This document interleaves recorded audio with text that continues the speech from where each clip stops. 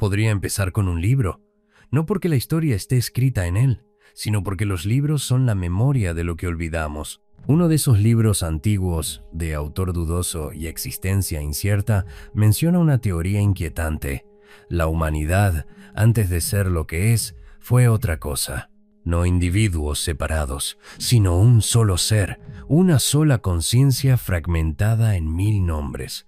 El texto no detalla el motivo de la ruptura, pero insinúa que fue intencional, que, en algún punto de la historia, algo o alguien decidió que la humanidad debía olvidar su origen. Esto no sería más que un pasaje perdido en una biblioteca oscura, si no fuera porque la misma idea se repite en distintas épocas, en distintas voces. En el Génesis es la expulsión del Edén. En Babel es la división de las lenguas. En los textos herméticos es la caída en la materia. En Nietzsche es la muerte de Dios. La historia cambia, pero la estructura es la misma. Un conocimiento fue perdido, una conexión fue rota, un velo fue impuesto. Y sin embargo, hay quienes aseguran que el recuerdo de esa conexión todavía está en nosotros, como una imagen borrosa que de vez en cuando asoma en los sueños. Un escalofrío nos atraviesa cuando sentimos que algo nos falta, pero no sabemos qué. Una sensación de nostalgia por un lugar que no recordamos haber visitado. Quizás porque lo que nos separaron no fue un lugar, sino un estado de ser. Si la teoría es cierta, si alguna vez estuvimos conectados de una forma que ya no podemos comprender, debería haber rastros de esa separación. No pruebas evidentes, no documentos oficiales, sino ecos, pistas veladas que el tiempo y la historia no lograron borrar del todo.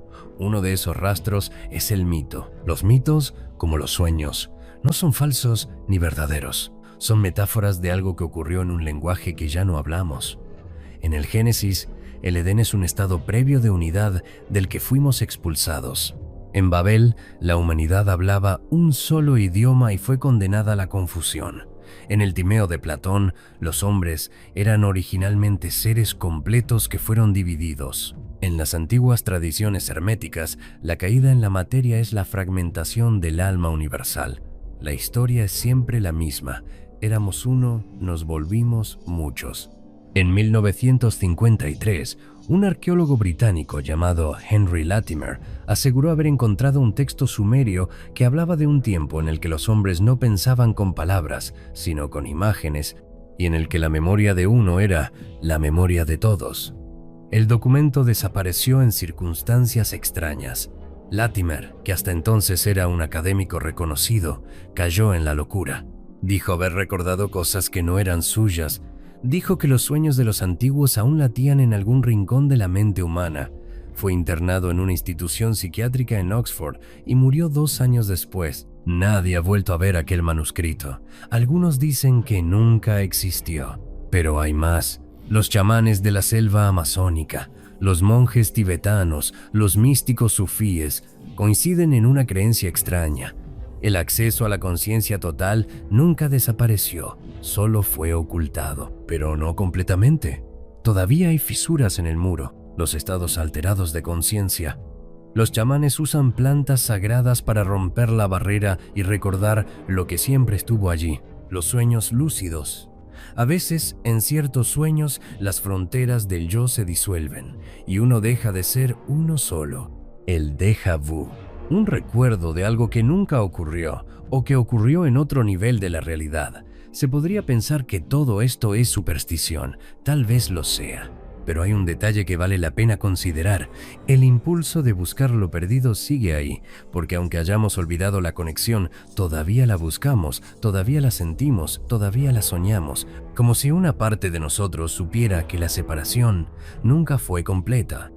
Podemos imaginar la conciencia humana como una red, un sistema interconectado, como una red neuronal artificial, donde cada individuo es un nodo, un punto de procesamiento que, en su estado original, compartía información con todos los demás, hasta que algo impuso un firewall, un cortafuegos a nivel mental. Ya no somos parte de una red global de pensamiento. Ahora cada uno opera en modo local, aislado, desconectado de la memoria colectiva. No recordamos cuándo ocurrió, no sabemos quién lo instaló, solo sabemos que la conexión se cortó. Si la separación ocurrió, como sugieren algunos textos olvidados, ¿quién o qué nos desconectó? Existen tres hipótesis. La primera es teológica. El exilio no fue un accidente, fue un castigo. Dios o alguna inteligencia superior nos apartó del todo porque nos volvimos peligrosos, demasiado conscientes, demasiado ambiciosos, demasiado cercanos a un conocimiento prohibido. La segunda es accidental. La humanidad se desconectó por su propio desarrollo. Tal vez la individualidad no fue impuesta, sino una consecuencia de la evolución. A medida que creamos lenguaje, sociedad, tecnología, fuimos perdiendo algo más primitivo, más instintivo. La tercera es intencional. La desconexión no fue un castigo ni un accidente, sino un acto deliberado de control. En esta teoría, alguien o algo se benefició de nuestra fragmentación. Un colectivo de mentes aisladas es más fácil de manejar que una conciencia unificada.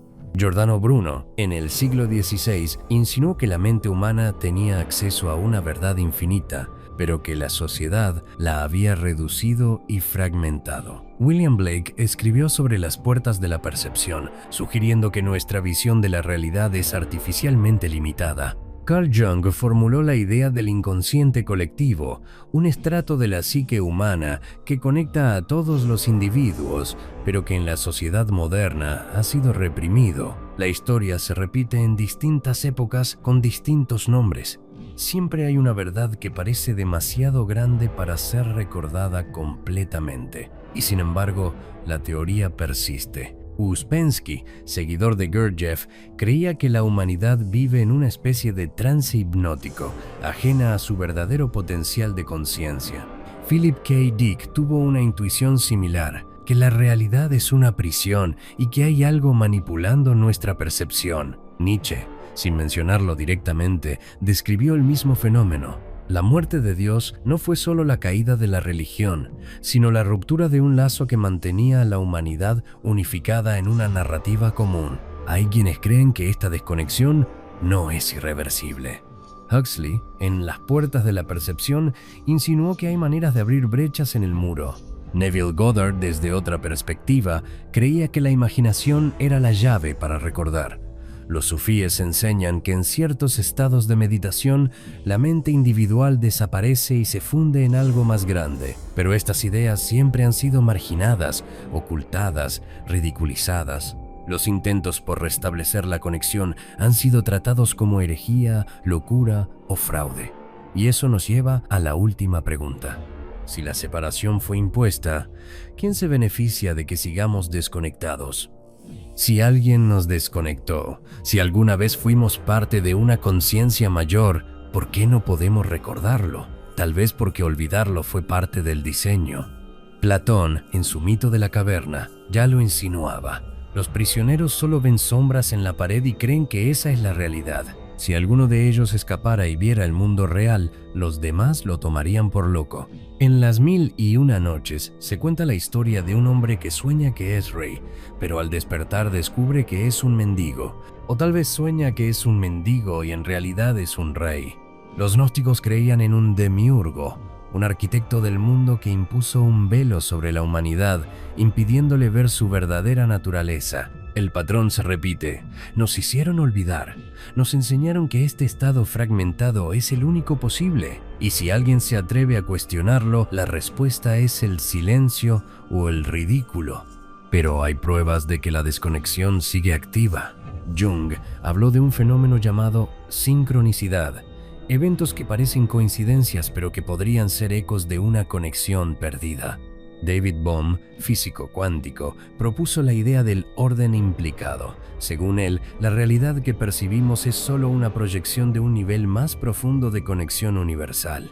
Las experiencias de iluminación en místicos de distintas tradiciones sugieren que, en momentos excepcionales, algunas personas logran ver más allá del velo. Tal vez el sistema no es perfecto. Tal vez las puertas de la percepción nunca se cerraron por completo. Tal vez algunos, de vez en cuando, logran recordar. La pregunta final, ¿Es posible revertir la separación? Uspensky dijo que el primer paso es darse cuenta de que estamos dormidos. Huxley insinuó que la percepción podía expandirse si sabíamos cómo mirar. Los sufíes creían que la memoria de la unidad sigue latente en nosotros, esperando ser despertada. Si alguna vez estuvimos conectados, si alguna vez fuimos parte de algo más grande, tal vez la desconexión no es nuestra naturaleza real. Tal vez solo es una configuración impuesta. Tal vez, después de todo, aún queda una manera de recordar. Quizá todo esto no es más que una especulación literaria.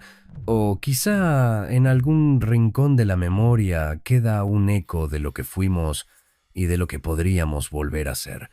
Si alguna vez has sentido esa extraña nostalgia, esa certeza de que algo se ha perdido, dime, ¿qué crees que nos han ocultado?